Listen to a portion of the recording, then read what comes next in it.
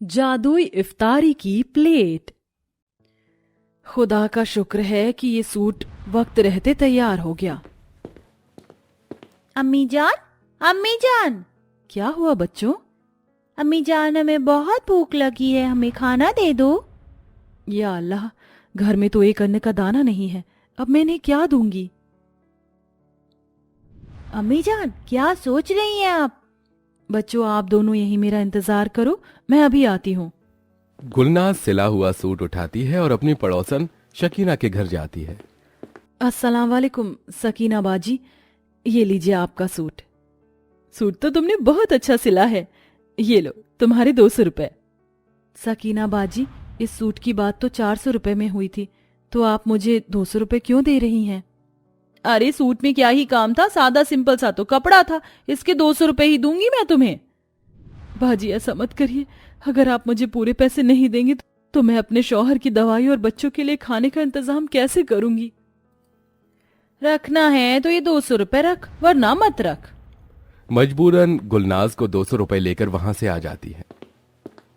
गुलनाज 10 रुपए का आटा खरीदकर बाकी पैसों से अपने पति अहमद की दवाइयां ले आती है। ये क्या अम्मी जान, आपने हमें सिर्फ एक रोटी क्यों दी है? इस 10 रुपए के आटे में सिर्फ ये 2 रोटियां ही बन पाई। एक रोटी तुम दोनों मिलकर खा लो और एक रोटी मैंने तुम्हारे अब्बू और भाई के लिए रखी है। अम्मी जान, हम कब तक ये आधी रोटी खाएंगे? क्या हमें कभी भी पेट भरकर खाना नहीं मिलेगा?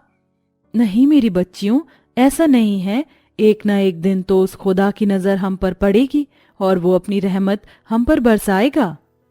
ये सब कहते हुए गुलनाज की आंखों में आंसू आने लगते हैं। गुलनाज और अहमद घर में ही सिलाई का काम करके अपने परिवार का पेट भरते थे, लेकिन एक दिन अचानक अहमद को चक्कर आ जाते हैं और डॉक्टर से घर में सबको पता चलता है कि अहमद के हाथ पैर पूरी तरह से पैरालाइज हो गए हैं, जिसके चलते घर की सारी जिम्मेदारी गुलनाज पर आ जाती है। अपनी माँ को दिन रात सिलाई मशीन पर इतनी मेहनत करता देख 6 साल का हमजा भी बर्तन की दुकान में काम करना शुरू कर देता है। या अल्लाह, आज फिर तूने एक और गिलास तोड़ दिया, आज तो तू नहीं बचेगा। रफीक अपनी दुकान से एक पतली सी छड़ी उठाता है और हमजा को बेरहमी से मारना शुरू कर देता है। हमजा ये जानता था कि अगर वो कुछ बोलेगा तो रफीक उसे काम से निकाल देगा, इसलिए वो चुपचाप मार सहता रहता है। अम्मी जान, मैं आ गया। या अल्लाह रफीक बेटा, तुम्हारे हाथ में ये निशान कैसे? आज फिर तुम्हें रफीक साहब ने मारा क्या? या अल्लाह, हमने ऐसे क्या गुनाह किए थे जो तू हमें ऐसी सजा दे रहे हो? अम्मी जान, आप ऐसे रोइए मत, आप ही तो कहती हैं खुदा जो करता है वो हमारे बेहतरी के लिए करता है, क्या पता इसमें हमारा ही बेहतर छुपा हो। अपने 6 साल के बेटे के मुंह से ऐसी बातें सुन गुलनाज उसे गले से लगाकर रोती रहती है। ऐसे ही समय गुजरता है और रमजान का महीना शुरू हो जाता है और आज रमजान के पहले रोजे की पहली सहरी होती है। अम्मी जान, मैंने तो सुना है कि सहरी में लोग फल सब्जी, रोटी चावल, बिरयानी, अंडा खाते हैं, लेकिन आपने हमें कल रात की रोटी और नमक दिया है। मेरी प्यारी बहन, खुदा ने फरमाया है कि हमारे पास जो भी कुछ खाने के लिए हो हमें उससे ही अपनी सहरी करनी चाहिए। तुम देखना, जब तुम इस सूखी रोटी और नमक से अपनी सहरी करती हो तो तुम्हें पूरे दिन बिल्कुल भी भूख नहीं लगेगी। अपने बड़े भाई की बात सुन रोमाना और इकरा बिना कुछ बोले नमक रोटी से ही अपनी सहरी कर लेती हैं, जिसके बाद अब पूरा परिवार नमाज पढ़कर कुरान की इबादत करता है और ऐसे ही दिन कट जाता है और अब वक्त इफ्तारी का होता है, जहां सबके घरों में इफ्तारी के लिए तरह तरह के पकवान बन रहे होते हैं। वहीं गुलनाज का चूल्हा अभी भी ठंडा होता है। मेरी सहेली है ना ज़ैनब, आज उसके घर में बहुत सारे पकवान बने हैं, लेकिन हमारे घर में क्यों नहीं बने? हम पर खुदा की उतनी रहमत नहीं है कि हम लोग इफ्तारी इतने अच्छे अच्छे और लजीज पकवान खा सके। चलो अब जल्दी से दुआ पढ़ लो, हम सब रोजा खोलते हैं। गुलनाज तीनों बच्चों के साथ सूखी रोटी खाकर ही इफ्तारी करती है। कभी कभी इस परिवार पर ऐसा वक्त आता है कि गुलनाज को अपने तीनों बच्चों के साथ पानी पीकर सहरी और इफ्तारी करनी पड़ती है। न जाने खुदा भी अपने बंदों से किस तरह की रहमत बरसता है। जिसके पास सब कुछ है उसे हमेशा देता है और जिसके पास कुछ भी नहीं है उसे दुखों के अलावा और कुछ नहीं देता। अरे भाई साहब, हमें पीतल के कुछ डिनर सेट दिखा दीजिए। अभी दिखाता हूँ। हम जाकर अंदर से पीतल का जो डिनर सेट रखा है वो ले आ।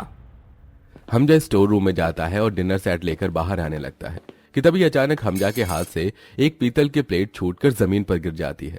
बर्तन गिरने की आवाज सुन रफीक जैसे ही अंदर आता है। आज फिर तूने मेरा नुकसान कर दिया। जानता भी है ये पीतल की प्लेट कितने की है। अब तो मैं इसकी कीमत तेरी तनख्वाह से काटूंगा।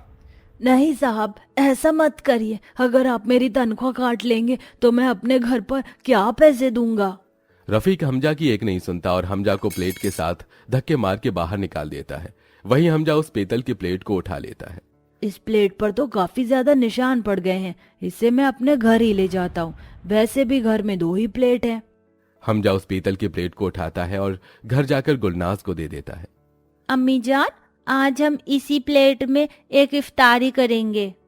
हमें अच्छा खाना तो नसीब नहीं है, कम से कम अच्छी प्लेट में तो हम ये सूखी रोटी खा ही सकते हैं। इकरा उस पीतल के प्लेट में सूखी रोटी, नमक और प्याज रख देती है। थोड़ी देर में रोजा खोलने का वक्त हो जाता है।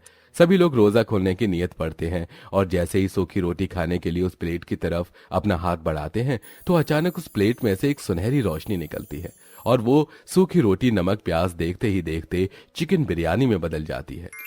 या अल्लाह, ये तेरा कैसा करिश्मा है। अभी तो इस प्लेट के अंदर सूखी रोटी और प्याज थी और अब अचानक इसमें बिरयानी कहाँ से आ गई। ये मेरी इस जादुई प्लेट का करिश्मा है। या खुदा, अम्मी जान, ये प्लेट तो बोलती भी है। हाँ हमजा, मैं सिर्फ नेक इंसानों से ही बात करती हूँ। मैं रोज देखा करती थी कि कैसे वो रफीक तुम्हें हर छोटी छोटी बात पर डांटता और मारता था और तुम अपने परिवार के लिए सब कुछ सहते थे। इसीलिए जब उस दिन तुम मुझे उन लोगों को ले जाकर देने वाले थे तब मैं खुद ही अपने आप गिर गई और सीधा तुम्हारे साथ तुम्हारे घर आ गई।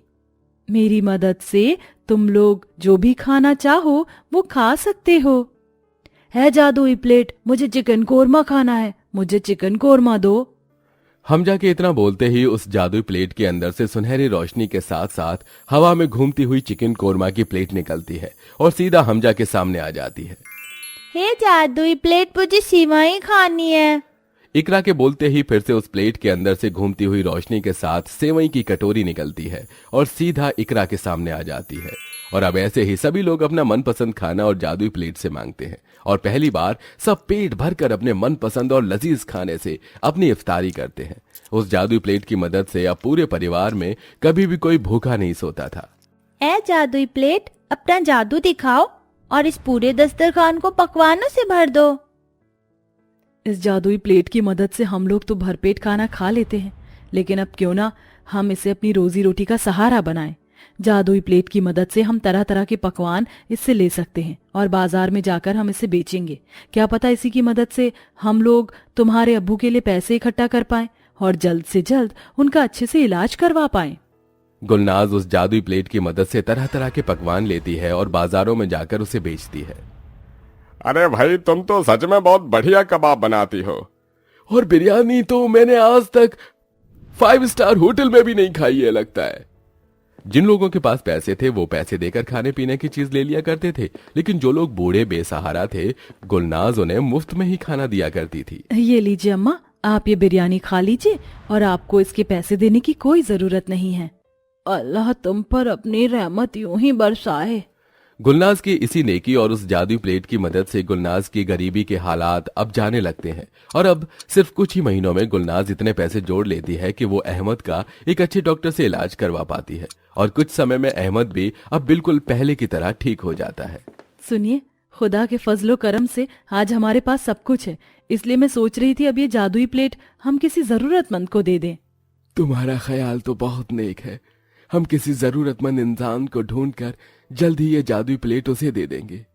अहमद और गुलनाज अब अपना खुद का एक बहुत बड़ा सिलाई का बुटीक और एक छोटा सा रेस्टोरेंट खोल लेती है, जिससे अब उनके परिवार का गुजारा काफी अच्छे से चलता है। और ऐसे ही एक दिन, खुदा के लिए मुझे कुछ चंद रुपए दे दीजिए, मेरा बच्चा 2 दिन से भूखा है, मुझ पर ना सही इस पर अपनी रहमत बरसाइए। बाजी, आप ये प्लेट रखिए, मैं इस प्लेट का क्या करूंगी।